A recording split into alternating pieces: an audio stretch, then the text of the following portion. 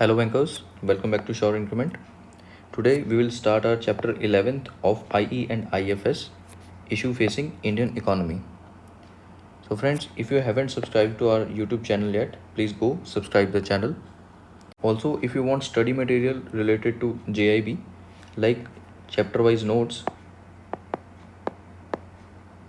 chapter wise MCQs and other things, so you must visit our Telegram channel Sure Increment JIB. इस Telegram group का जो link रहेगा वो मैं इस वीडियो के डिस्क्रिप्शन में ऐड कर दूंगा, वहाँ से जाके भी आप हमारे टेलीग्राम ग्रुप को विजिट कर सकते हैं. So the name of our chapter is issue facing Indian economy. So let us start our chapter. India is one of the world fastest growing major economies in 2022. India जो है वो world fastest growing major economy रही है 2022 में.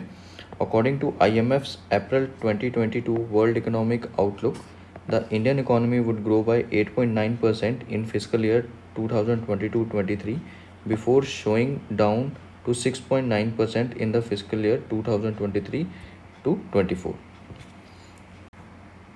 IMF की world economic outlook report के according जो Indian economy है वो फिजिकल ईयर 2022-23 में 8.9% से ग्रो करेगी एंड फिजिकल ईयर 2023-24 में 6.9% से ग्रो कर लेगी.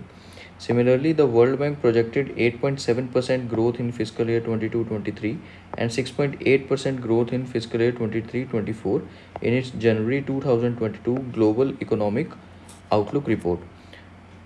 जैसे कि IMF ने अपने वर्ल्ड इकोनॉमिक आउटलुक में इंडिया की इकोनॉमी की जो ग्रोथ थी वो बताई थी. सिमिलरली वर्ल्ड बैंक ने इनकी जो रिपोर्ट है ग्लोबल इकोनॉमिक आउटलुक रिपोर्ट, उसके अकॉर्डिंग जो इंडिया की ग्रोथ फिजिकल ईयर 2022-23 में है वो 8.7% रहेगी एंड 2023-24 में 6.8% रहेगी. For the foreseeable future India will be the world fastest growing major economy. और आने वाले फ्यूचर में भी हम देख सकते हैं जो इंडिया होगी वो वर्ल्ड की फास्टेस्ट ग्रोइंग मेजर इकोनॉमी में से एक होगी. Some of India's perplexing economic issues encompass weak demand, jobless economic growth, rising COVID infections with multiple virus mutations, chronic unemployment and underemployment, burgeoning disparities in wealth distribution, poor human capital quality, infrastructure bottlenecks, overdependence on agriculture, rising government debt and urban migration. कुछ जो issues हैं जो India की economy face कर रही है वो यहाँ मेंशन किए हुए हैं, जैसे कि weak demand, jobless economic growth, rising COVID infections with multiple virus mutations, chronic unemployment, underemployment, burgeoning disparities in wealth distribution, poor human capital quality, infrastructure bottlenecks, overdependence on agriculture, rising government debt and urban migration. अब ये जो भी issues हैं इसे हम one by one brief में आगे discuss करेंगे.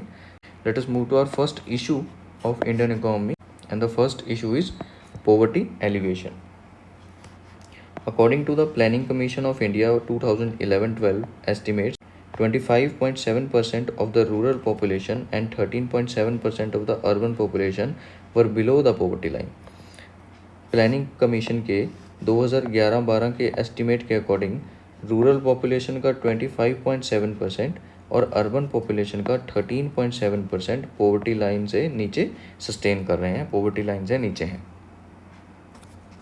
Rural poverty rates are higher than urban poverty rates owing to lack of decent infrastructure, inadequate food supply and weak labor market. But जैसे कि हमने यहाँ देखा कि जो रूरल पॉपुलेशन है उसका जो पोवर्टी रेट है और अर्बन पॉपुलेशन का पोवर्टी रेट है उनमें डिफरेंस है. रूरल का पोवर्टी रेट ज़्यादा है, अर्बन का कम है. अब ये क्यों कम, दोनों में कम ज़्यादा है, लेट अस सी. रूरल का जो पोवर्टी रेट है वो हायर है अर्बन पोवर्टी रेट से. किस कारण? बिकॉज वहाँ जो इंफ्रास्ट्रक्चर है वो अच्छा नहीं है, वहाँ की जो फूड सप्लाई है वो इनएडिक्वेट है, पूरा फूड नहीं हो पाता है एंड जो वहाँ की लेबर मार्केट है वो भी कमज़ोर है. इन रीजंस के कारण जो रूरल एरिया में पोवर्टी रेट्स हैं वो ज़्यादा हैं. Poverty eradication is a major challenge of planned economic development. अब पोवर्टी इरेडिकेशन जो है, पोवर्टी को कम करना, पोवर्टी को ख़त्म करना, ये एक मेजर चैलेंज है प्लान्ड इकोनॉमिक डेवलपमेंट के लिए. ज़रूरी भी है और सबसे बड़ा मेजर चैलेंज भी है. Several programs addressing the goal of poverty alleviation have been launched in India by all governments to date, and the process continues even now with more intensity. अब काफ़ी प्रोग्राम गवर्नमेंट ऑफ इंडिया के द्वारा चलाए जा चुके हैं इस poverty elevation के लिए, एंड ये प्रोसेस अभी भी चल रहा है और ज़्यादा ज़ोरों शोरों से कि पोवर्टी को इरेडिकेट किया जाए, पोवर्टी को एलिवेट किया जाए.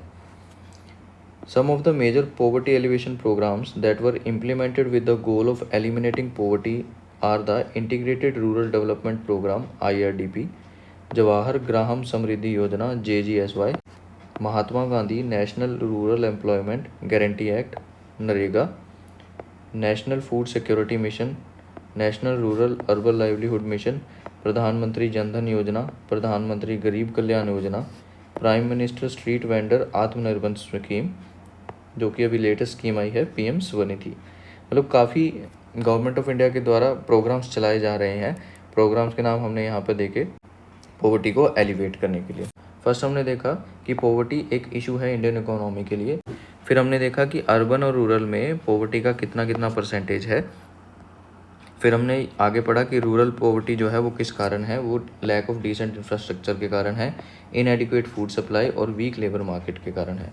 फिर पोवर्टी एरेडिकेशन पे गवर्नमेंट की सेवरल स्कीम्स चलाई जा रही हैं, उन स्कीम्स का नाम यहाँ देखा. So let us move to the next issue faced by Indian economy is jobless growth. Jobless growth के बारे में बात करते हैं.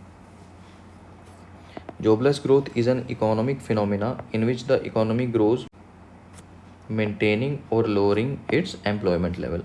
जॉबलेस ग्रोथ एक ऐसा फिनोमेना है जिसमें जो इकोनॉमी है वो तो ग्रोथ करती रहती है, बट उसका जो एम्प्लॉयमेंट लेवल है वो वहाँ स्टैग्नेट रहता है या लो चला जाता है, वो ऊपर की तरफ नहीं जाता है. जो एम्प्लॉयमेंट लेवल, इकोनॉमी में ग्रोथ होती रहे, इकोनॉमी तो ग्रोथ कर रही है, बट जो एम्प्लॉयमेंट लेवल है या तो वो स्टैग्नेट हो जाए या नीचे की तरफ चला जाए, उसे हम इस फिनोमिना को जॉबलेस ग्रोथ कहते हैं. Economists refer to recent Indian growth as jobless growth, since the rate of employment growth is much less than the rate of population growth.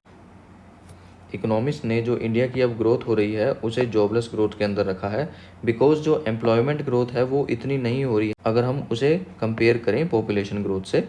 सो जो इंडिया है वो अभी जॉबलेस ग्रोथ के बीच में से गुजर रहा है. The solution to jobless growth is to encourage entrepreneurial instincts through programs such as Startup India, Stand Up India Mission, reform the education system to develop desired skill sets, and promote labor-intensive industries such as food processing, textiles, and so on. अब इस jobless growth का solution क्या है? इस jobless growth का solution यही है कि लोगों में एंटरप्रेन्योरियल जो इंस्टिंक्ट्स हैं वो कुछ प्रोग्राम्स को चला के उनमें डेवलप की जाए. और गवर्नमेंट ऑफ इंडिया ने काफ़ी स्कीम्स भी स्टार्ट की हैं, काफ़ी स्कीम्स भी इंट्रोड्यूस की हैं इस एंटरप्रेन्योरशिप को प्रमोट करने के लिए, like startup India, stand up India mission. Also अब जॉबलेस ग्रोथ को कैसे इरेडिकेट कर सकते हैं, इंडिया का जो एजुकेशन सिस्टम है उसे उसमें कुछ चेंजेस लाकर और उसमें ऐसे चेंजेस लाएं कि लोगों के अंदर जो डिज़ायर्ड स्किल सेट है, आज के टाइम के अकॉर्डिंग जो स्किल डिमांड करती है इकोनॉमी, वो उनमें इंकलकेट किया जाए. जो आज का टाइम स्किल सेट डिमांड करता है वो लोगों को वो स्किल सेट सिखाया जाए. Next issue faced by Indian economy is rising inequalities. While India has one of the world's fastest growing economies, it has also one of the most unequal societies. हालांकि India जो है वो world की fastest growing economy है, on the other hand ये most unequal society में से भी एक है. Inequality has been steadily increasing over the previous few decades and it has been especially pronounced after 1991 economic reforms. Inequality पिछले कुछ सालों से इकोनॉमी में घूम रही है और ये 1991 इकोनॉमिक रिफॉर्म्स के बाद ज़्यादा देखी गई है. The affluent have amassed a large portion of wealth generated by crony capitalism and inheritance. तो हम यहाँ देख सकते हैं कि कुछ एफ्लुएंट लोगों ने लार्ज पोर्शन ऑफ वेल्थ को अमास इकट्ठा कर लिया है. ये कैसे इकट्ठा किया है? क्रॉनी कैपिटलिज्म से और इनहेरिटेंस से. इनहेरिटेंस का मतलब होता है अगर कोई वेल्थ किसी को अपने पूर्वजों से मिली हो वो इनहेरिटेड होती है. एंड सेकंड, क्रॉनी कैपिटलिज्म क्या होता है? क्रॉनिक कैपिटलिज्म में क्या होता है कि जो बिजनेस लीडर्स होते हैं और जो गवर्नमेंट ऑफिशियल्स होते हैं वो आपस में मिलकर म्यूचुअली एडवांटेज उठाते हैं इकोनॉमी का और अपने पास जो है अपनी वेल्थ को बढ़ाते हैं. इसे हम क्रॉनिक कैपिटलिज्म कहते हैं. क्रॉनिक कैपिटलिज्म का एग्जांपल सभी को मालूम है, किसी को नाम बताने की ज़रूरत नहीं है कि आज के टाइम में क्रॉनिक कैपिटलिज्म कहाँ चल रहा है. The rich are growing richer at a much faster rate, while the poor continues to struggle to earn a living wage and get access to quality education and healthcare facilities. यहाँ देखा जाए जो rich हैं वो और भी ज़्यादा तेज़ी से और अमीर हो रहे हैं, और दूसरी तरफ देखा जाए जो पुअर हैं, जो मिडिल क्लास हैं, जो लोअर मिडिल क्लास हैं, वो अपना रोज़ के लिए कमाने के लिए भी बड़ी दिक्कत का सामना कर रहे हैं, और उनको क्वालिटी एजुकेशन पाने के लिए और हेल्थ केयर फैसिलिटीज़ पाने के लिए बहुत दिक्कतों का सामना करना पड़ रहा है। According to the research, India is now one of the world most unequal countries. अब एक रिसर्च के अकॉर्डिंग जो इंडिया है वो वर्ल्ड की मोस्ट अनइक्वल कंट्रीज में से एक है। In India the top 10% of the population earns 57% of the national income. India की जो नेशनल इनकम है और इंडिया के टॉप 10% जो लोग हैं वो नेशनल इनकम का 53% कमा रहे हैं, और जो रिमेनिंग 90% हैं वो 43% कमा रहे हैं। 10% जो हैं लोग वो 57% कमा रहे हैं। इतना सारा वेल्थ जो है वो 10% लोगों ने इकट्ठी करके रखी हुई है। According to Oxfam International, the top 10% of Indian population controls 77% of entire wealth income. अगर हम ऑक्सफैम इंटरनेशनल की एक रिपोर्ट देखें तो उसके अकॉर्डिंग जो है जो टॉप 10% है वो इंडिया की नेशनल वेल्थ का 77% होल्ड करता है। रिमेनिंग जो 90% जो है वो 23% लोगों के पास है। तो आप देख सकते हैं कितना डिफ्रेंशिएशन है, कितनी इनइक्वालिटी है वेल्थ में। For India, inclusive growth is critical.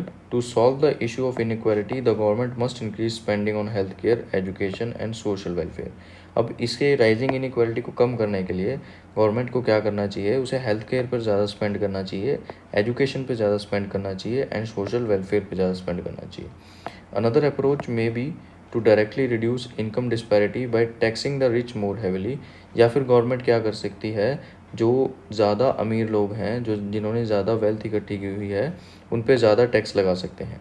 These tax if utilise to pay public service have the potential to reduce inequality and even more. और इन्हीं टैक्स से वो पब्लिक सर्विसेज को और बेटर कर सकते हैं, पब्लिक सर्विसेज के लिए पे कर सकते हैं, और इसी से क्या होगा, इन टर्न जो इनइक्वालिटी है वो कम हो जाएगी। तो यहाँ हमने देखा जो राइजिंग इनइक्वालिटी है वो कैसे कैसे कितने % लोगों की अपनी वेल्थ अमास की हुई है और उसे हम कैसे ख़त्म कर सकते हैं वो हमने इस टॉपिक में पढ़ा। So let us move to our next issue that is being faced by Indian economy. It is migration and excessive pressure on resources. Migration is the movement of people from one location to other in order to take advantage of better economic possibilities in the receiving location. Migration से आप क्या समझते हैं, जब कुछ लोग एक जगह को छोड़ के दूसरी जगह जाते हैं, किस लिए जाते हैं, ताकि वो जो रिसीविंग लोकेशन है उसकी जो रिसोर्सेज हैं वहाँ का एडवांटेज ले सकें। जैसे कि इंडिया के काफ़ी लोग हैं जो अपना यहाँ पे सब छोड़कर कनाडा में शिफ्ट हो रहे हैं। अब कनाडा में क्यों शिफ्ट हो रहे हैं, क्योंकि वहाँ बेटर जॉब अपॉर्चुनिटीज़ हैं, बेटर लाइफस्टाइल है वहाँ पे, इसलिए इसको भी हम एक माइग्रेशन का एग्जांपल समझ सकते हैं। Migration is a world wide phenomena that is influenced by numerous aspects including social, political, cultural, environmental, health and education. अब माइग्रेशन क्या है, एक वर्ल्ड वाइड फिनोमिना है। अब ये किससे इन्फ्लुएंस होता है, क्यों लोग माइग्रेट करते हैं, क्योंकि उनके जो social, political, cultural, environmental, health and education जो है उनकी जो जहाँ लोगों को ये सब चीज़ें बेटर मिलेंगी वो वहाँ को माइग्रेट होने के लिए और ज़्यादा तैयार रहेंगे। Out migration is driven by environmental pressures whereas in migration could have been an impact on the landscape at the migrant destination owing to over exploitation of local natural resources। से जो out migration होता है वो mainly environmental pressures के कारण होता है, और जब इन माइग्रेशन होता है तो वहाँ पे पॉपुलेशन बढ़ती है, तो क्या होते हैं, वहाँ के जो लोकल नेचुरल रिसोर्स होते हैं वो उनका ओवर एक्सप्लॉयटेशन होने लग जाता है, तो रिसोर्सेज फिर कम होने लग जाते हैं। In migration has the potential to accelerate environmental degradation. अब जो रिसोर्सेज का एक्सेसिव यूसेज होगा, रिसोर्सेज ज़्यादा यूज़ होंगे तो एनवायरमेंटल भी बहुत ज़्यादा तेज़ी से डिग्रेड करेगा। जो माइग्रेशन में हमने देखा कि जैसे जैसे माइग्रेशन बढ़ती है वैसे वैसे रिसोर्सेज जो होते हैं उनके ऊपर प्रेशर बढ़ता है और रिसोर्सेज कम होते हैं। सो लेटस अब हमने इश्यूज़ देखे जो इंडियन इकोनॉमी फेस कर रही है, उसकी पॉसिबल रेमेडीज़ देखते हैं। The migration issue will worsen the in coming years as climate change related migration flow increase particularly in middle income economies like India. अब जो माइग्रेशन इशू है वो आगे आने वाले टाइम में और ज़्यादा ख़राब होगा, और इसका जो सबसे ज़्यादा बुरा इफेक्ट पड़ेगा वो मिडिल इनकम इकोनॉमीज़ पे पड़ेगा, जैसे कि India. This is due to the fact that climate change is expected to increase the frequency and intensity of extreme environmental events such as droughts, sea level rise, flooding and cyclones। अब इन सब चीज़ों से हम ये समझ सकते हैं कि जो क्लाइमेट चेंज होता है, और क्लाइमेट चेंज होने के कारण ही काफ़ी दिक्कतें एनवायरनमेंट में हमें काफ़ी दिक्कतें देखनी पड़ सकती हैं, जैसे कि droughts, sea level rise, flooding and cyclones. The migration of people from rural regions to city is rising. और जैसे कि हम देख ही रहे हैं कि गाँव से शहरों की तरफ जो माइग्रेशन है वो बहुत ज़्यादा तेज़ी से बढ़ रहा है। लोग गाँव अपने छोड़कर शहरों में बेटर अपॉर्चुनिटीज़ को देखने के लिए आ रहे हैं। A new middle class is forming with hopes for better living standards. अब न्यू मिडिल क्लास फॉर्म कैसे हो रही है कि जो गांव में लोग हैं वो जब सिटी में जाते हैं तो गांव की इनकम इतनी नहीं होती लोगों की, और वो सिटी में जब सेटल होने की कोशिश करते हैं तो वहाँ पे वो लोअर मिडिल क्लास में आते हैं या फिर मिडिल क्लास में आते हैं। तो इसी के कारण a new middle class is forming with hopes for better living standard. एक नई मिडिल क्लास फॉर्म हो रही है, किस होप के साथ कि उन्हें शहर में जाके एक बेटर लिविंग स्टैंडर्ड मिलेगा। Promoting agriculture and agri business will be extremely beneficial in this regard. अब इसकी पॉसिबल रेमेडीज़ क्या हैं, माइग्रेशन को कम कैसे कर सकते हैं। जो एग्रीकल्चर है या फिर एग्री बिजनेस है उसको प्रमोट करना पड़ेगा ताकि माइग्रेशन को कम किया जा सके। A concerted effort is needed in the direction of making farmers get non farmer sector job. और एक एफर्ट दिखाना पड़ेगा गवर्नमेंट को कि जो फार्मर्स हैं उनको समझाया जाए दैट वो भी नॉन फार्म सेक्टर जॉब कर सकते हैं।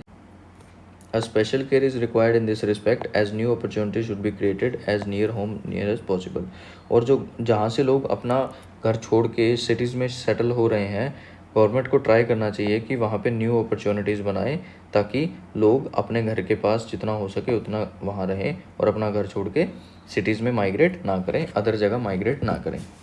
सो आई होप आपको ये चैप्टर समझ आया होगा कि हमने पहले पढ़ा जो इशू थे इंडियन इकोनॉमी में कौन कौन से इशू थे। Poverty alleviation, second is jobless growth, next is rising inequalities, next is migration and excessive pressure on resources, and last हमने माइग्रेशन की पॉसिबल रेमेडीज़ पढ़ी। सो आई होप आपको ये वीडियो पसंद आई होगी। So make sure you like this video and share this with your friends. Thank you.